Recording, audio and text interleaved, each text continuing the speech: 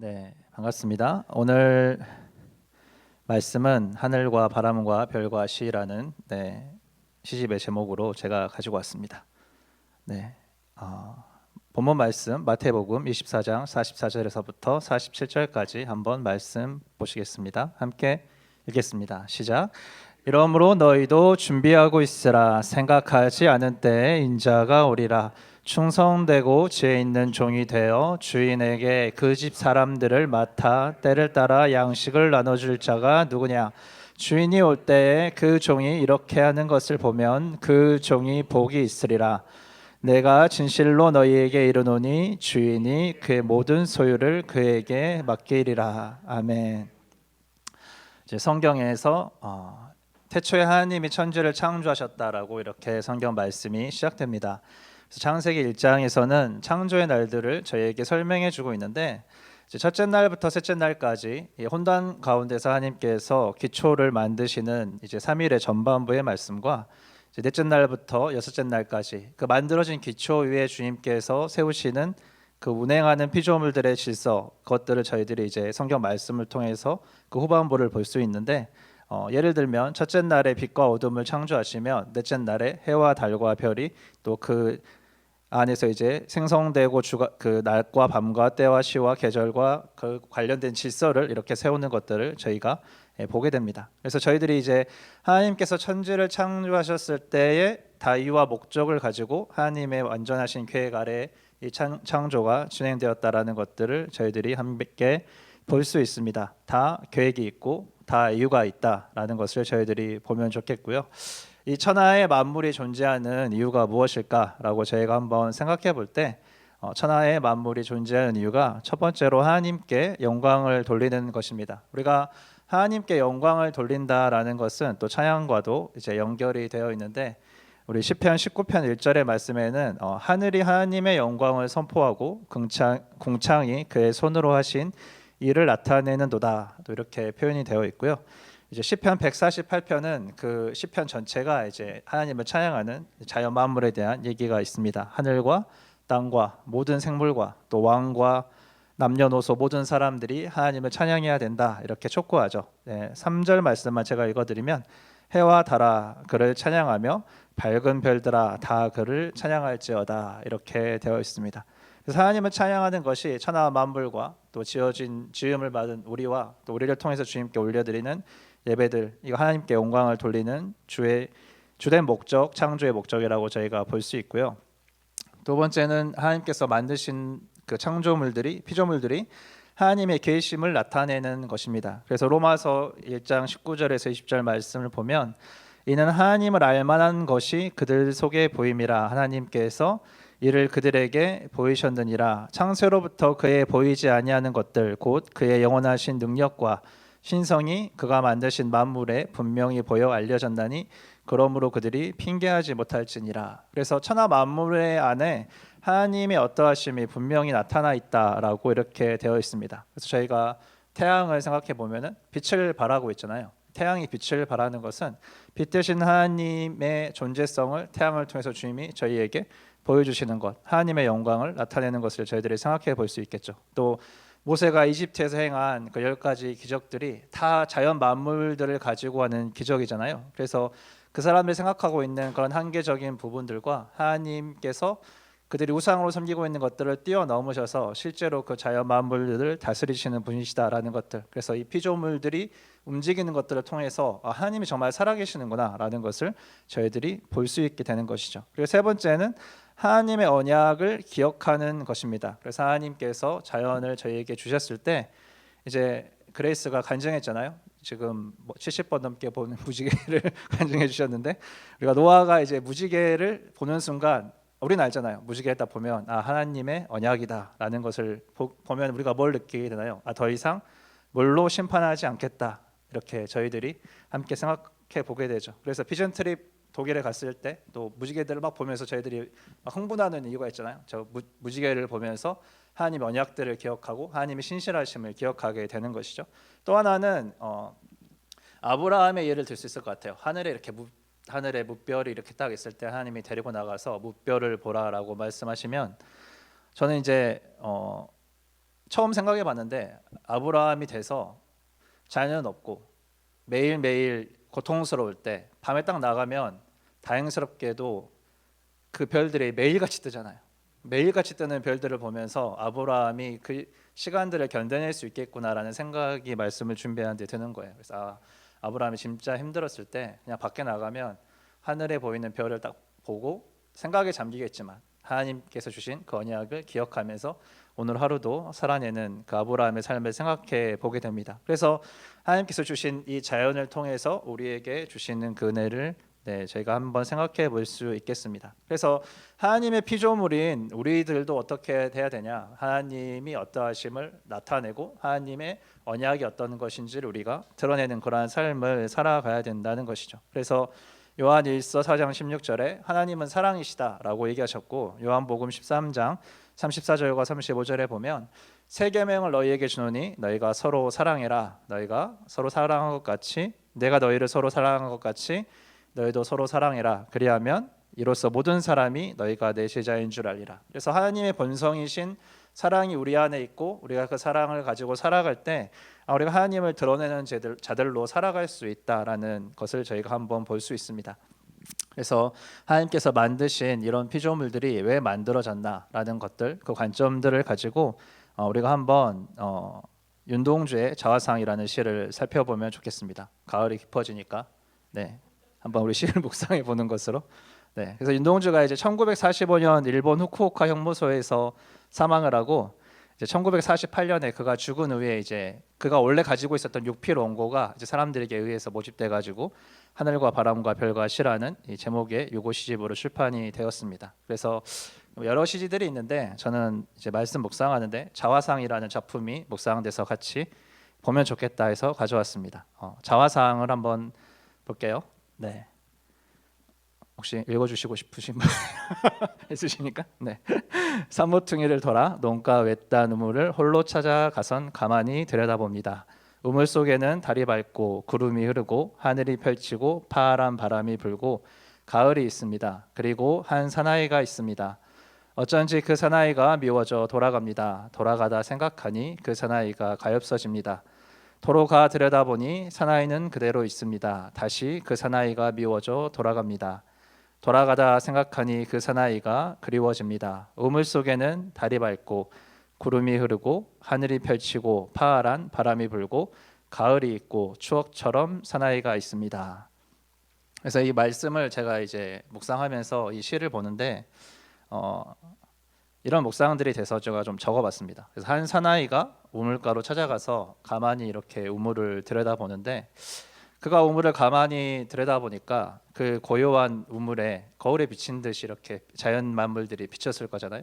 그래서 그 자연 만물을 만드시는 하나님을 이 사람이 발견했을 것 같은 그런 마음을 보면서 달이 밝고 구름이 흐르고 하늘이 펼쳐진 하나의 세상이 이제 우물 안에 들어있는 것이죠. 파란 바람이 불어오며 가을이 그 안에 담겨 있었습니다. 그래서 이 사나이는 목마른 사슴이 이제 시냇물을 찾는 것처럼 또 사마리아 여인이 영원히 목마르지 않도록 우리를 채우시는 그 생수의 근원 되신 예수님을 만나고 싶은 그 열정이 있었던 사람, 그렇기 때문에 그가 우물로 향하지 않았나라고 생각해 보게 됩니다. 그래서 우물에 비친 달이 밝은 것을 보니 시간이 저녁이잖아요, 그렇죠? 그래서 사내들인 회원이자 이제 정치인이었던 니고데모가 간절히 주님을 향해서 주님, 내가 이 구원을 알고 싶습니다라고 나아갔던 그 마음이 이 사나이의 마음이지 않을까. 그래서 이 사나이도 밤에 우물에 가서 그 우물에 있는 달을 보지 않나 생각해 봅니다.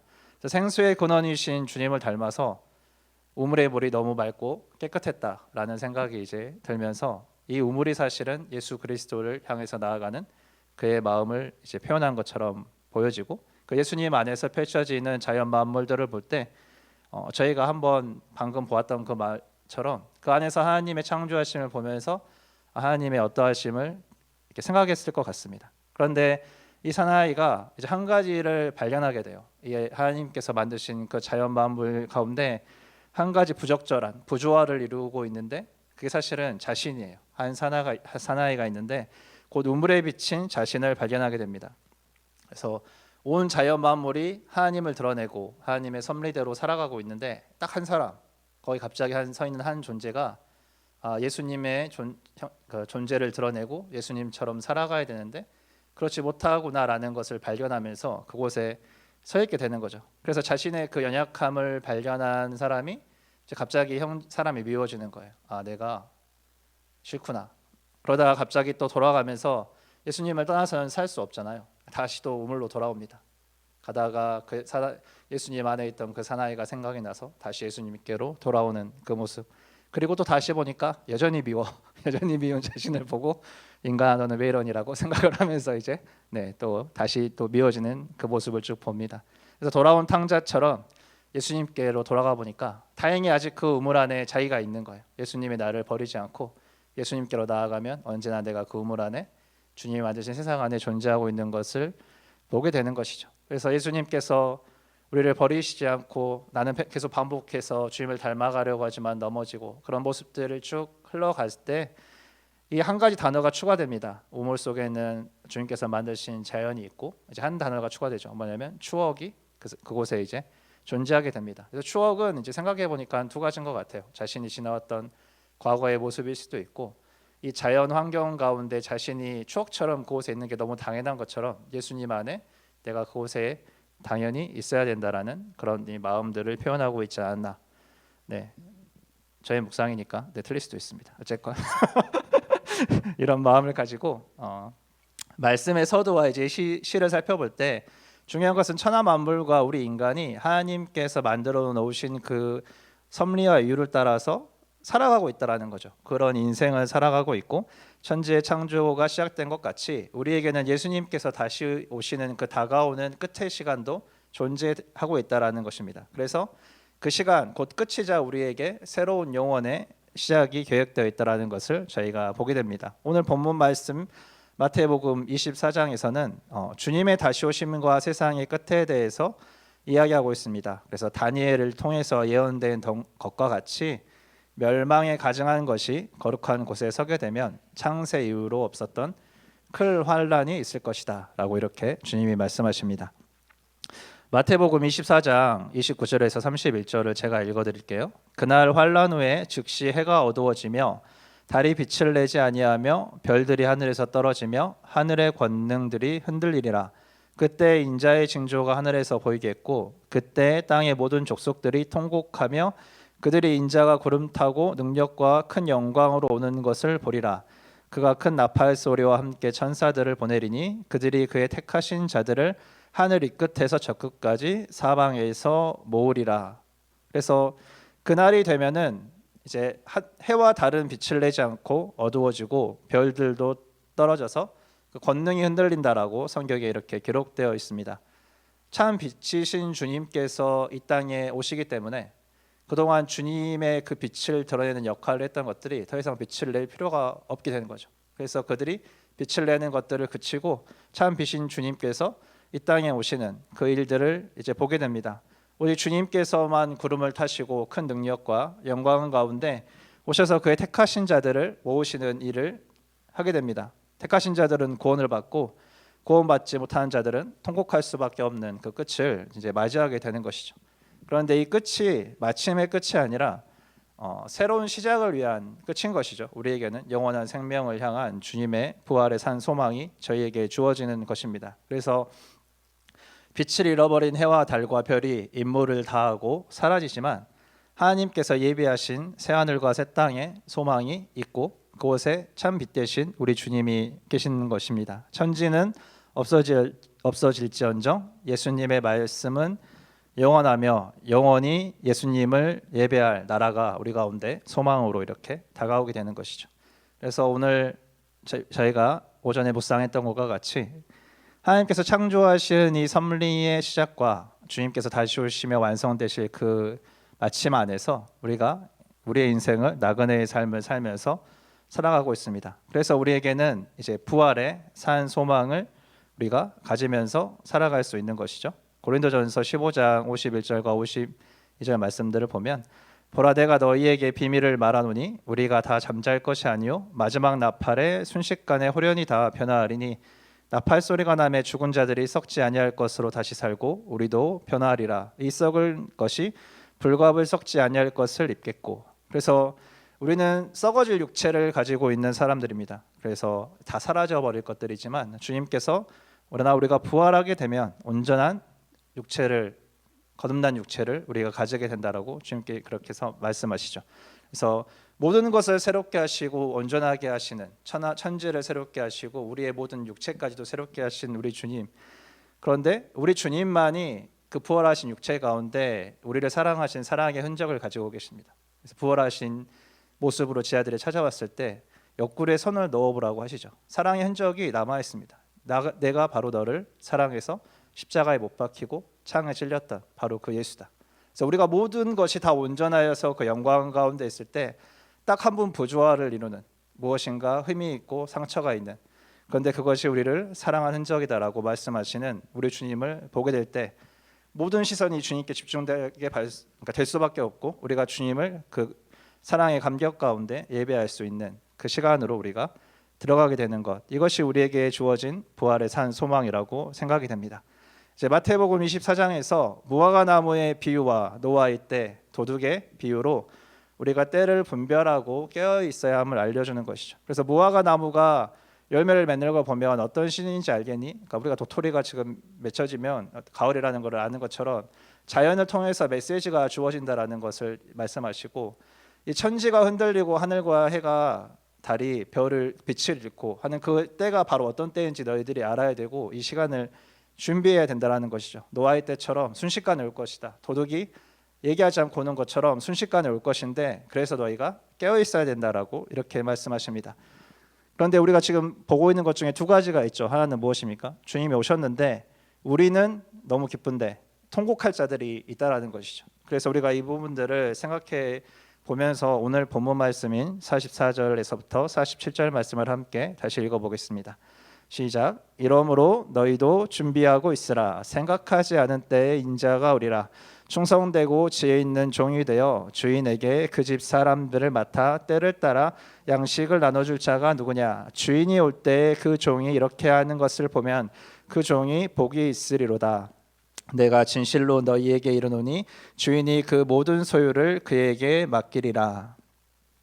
그래서 본문은 우리에게 충성되고 지혜 있는 종이 되라라고 이제 말씀하시죠. 마지막 때가 오는데 너희가 어떻게 살아야 되냐? 충성되고 지혜로운 사람이 되라. 근데 그 사람은 어떤 사람이냐면 시대를 분별할 줄 아는 사람인 거죠. 아, 이제 마지막 때구나라는 것을 인식할 줄 알아야 되는 사람입니다. 그리고 무엇을 알아야 되나요? 남은 자들은 통곡할 것이다라는 것을 알아야 된다라는 거죠. 우리가 구원받고 영광 가운데 들어가는 것도 중요하지만 남아있는 자들이 통곡하는 것은 예수님의 가슴에 같이 그 통곡이 울려 퍼지는 아픈 소식이라는 것을 이해할 자들이 있어야 된다는 것입니다. 그래서 이 종들이 그 때를 따라서 양식을 나눠줘야 된다라고 성경에서 이렇게 기록합니다. 예수님께서 부활하셨습니다. 부활하시고 제 아들을 찾아오셨죠. 예수님께서 하신 일이 먹이셨어요. 실제적으로 먹이시고 또 말씀으로 양육하시고 먹이시면서 제자들과 함께 계시다가 하늘로 올라가셨습니다. 그리고 올라가신 그대로 다시 내려오실 것이다라고 주님께서 말씀하시죠. 다시 오실 것이라고. 그래서 우리가 때를 따라서 양식을 나눠주는 것을 생각할 때 당연히 양식은 어떤 양식이냐면 하늘의 양식, 하나님의 말씀과 또 우리가 실질적으로 먹어야 되는 우리의 육의 양식, 이 두 가지를 모두 다 포함한 것이라고 저희가 생각해 볼 수 있습니다.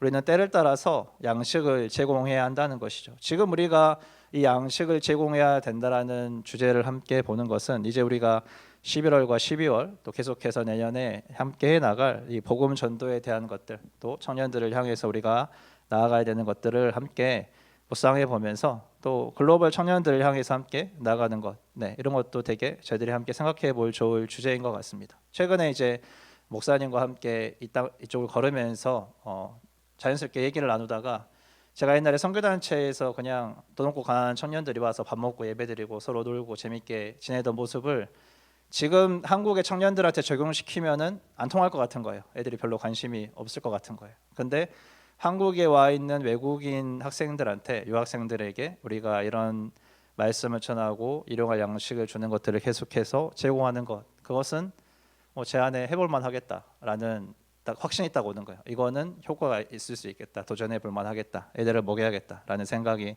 조금 들더라고요. 우리가 버스를 기다리면서 핸드폰을 보면 버스가 이렇게 어느 순간 지나가 버리는 때가 있잖아요. 그렇죠?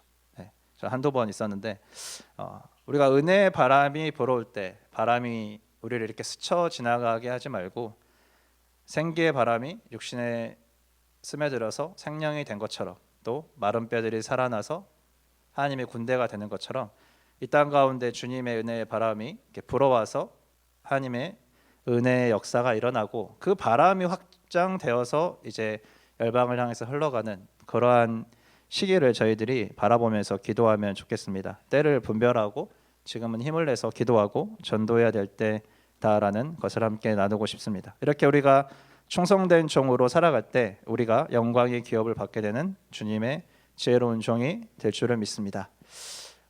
함께 다시 그 시의 마지막을 좀 살펴보면 이제 사나이가 우물을 향해 갑니다. 우물 속에는 달이 밝고 구름이 흐르고 하늘이 펼치고 파란 바람이 불고 가을이 있고 추억처럼 사나이가 있습니다. 그래서 우리도 이제 예수님께 나아갑니다. 새 하늘과 새 땅이 있고 우리 주님이 그곳에 계시는데 주님과 함께 돌아보겠죠. 주님, 우리와 주님은 주님께서 만드신 그 땅 가운데 어떤 추억을 가지고 있었습니까? 라고 우리가 한번 돌아보게 될 것 같아요. 천지가 하나님을 나타내듯이 내가 진짜 예수님을 나타내는, 예수님을 닮아서 하나님의 어떠함이 우리 안에 나타나는 그런 사람이 되고 싶었다고, 또 우리가 주님께서 말씀하셨던 것처럼 서로 사랑하고 때를 따라 양식을 주는 사람이었다고 그렇게 주님 앞에 간증할 수 있는 저희가 되면 좋겠습니다. 우리 함께 말씀을 붙잡고 같이 기도하실 때 먼저는 하나님 앞에 우리가 나아가서 주님 닮기 원합니다. 주님을 더 소유하기 원합니다. 하나님을 나타내는 천지와 같이, 천지 만물과 같이 하나님 우리가 하나님을 닮아서 주님을 나타낼 수 있는 사람이 되게 해달라고 우리 시간 먼저 함께 기도하시겠습니다. 같이 기도하며 나아가겠습니다.